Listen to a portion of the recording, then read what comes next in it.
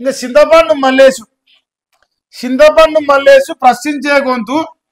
ఈడ ప్రశ్నించుండు కాంగ్రెస్ ని, ఈడ ప్రశ్నించుండు కాంగ్రెస్ ని, ఈడ ప్రశ్నించుండు బీఆర్ఎస్ ని, ఈడ ప్రశ్నించుండు బీజేపీని. ఇంకేమైనా ప్రశ్నించండి అరే చెప్పురా, ఇవన్నీ ప్రశ్నలే. ఈడ ప్రశ్నించండి పొంగులేటి శ్రీనివాస్ రెడ్డి.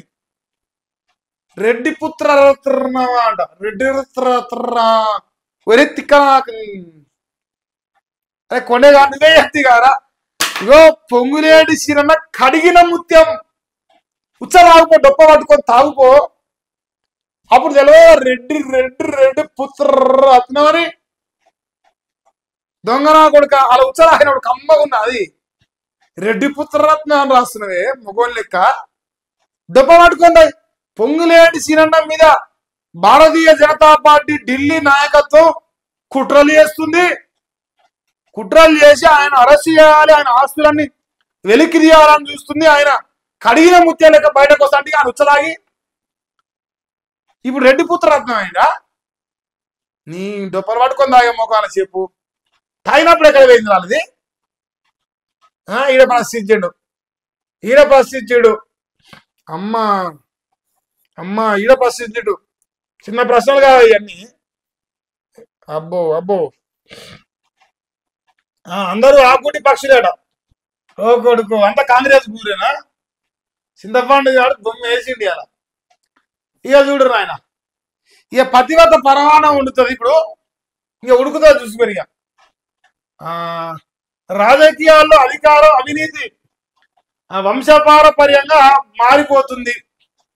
అసలు ఈ సుఖమైన సంసారి రూపాయి అవినీతి చేయలే. ఏ యూట్యూబ్ లో వచ్చే పైసలు బతుండే మీకు తెలియదా. ఇంకా యూట్యూబ్ లో మమ్మల్ని నెల లక్ష వస్తుందంట. లక్షతోనే దాన ధర్మాలు చేస్తుండు, లక్షతోనే అభివృద్ధి చేస్తుండు. ఆ లక్షతోనే బతుండు వాడు. సంసారి కదా. ఇంకా అయ్యది అధికారం అంట, కొడుకుది పెత్తనం అంట. మళ్ళీ గాంధీ అధికారము, పెత్తనం అనిల్ గాంధీ. ఎవరు అనిలు? నిజమే కదరా. తినుమారు మళ్ళా ఫేసి మళ్ళా ఫేసి నేను అంత మంచి మొదవారిని కదా నేను. సో మళ్ళీ గాంధీ అధికారం, అనిల్ గాంధీ పెత్తనం. కుటుంబ సభ్యులు కమిషన్లు మింగడం 100% అట. ఇది చింతపండు మలిగాని అన్న సంపాదిస్తాడట. నిజమే అట. అది కూడా ఇంటెనకంగానే ఉంటాడంట.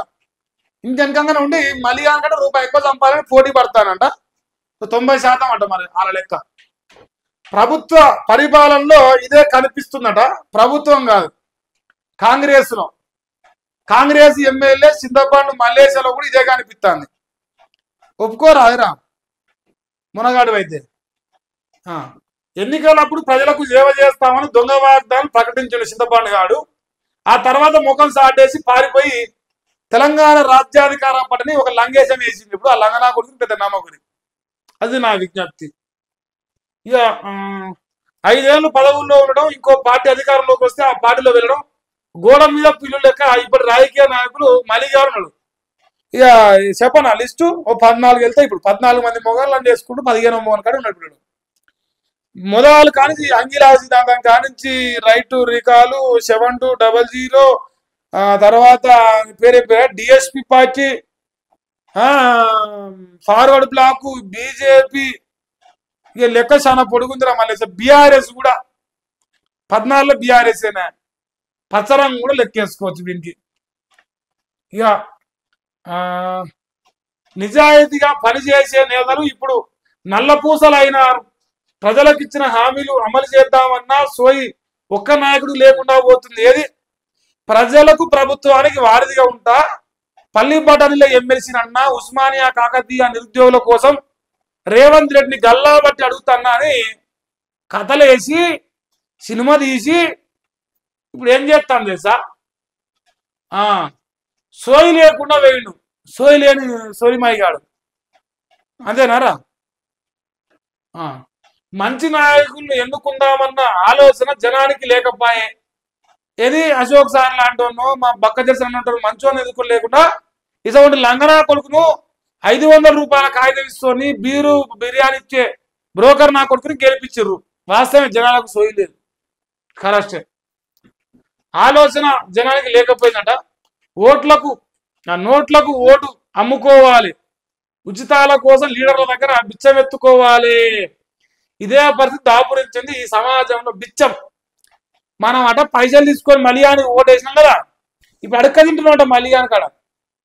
అదేరా కరెక్టేరా, కరెక్టే చెప్పిండు, అడక్క తింటున్నాం నిజమే. ఒప్పుకోవాలనే, ఒప్పుకోరా మీరు?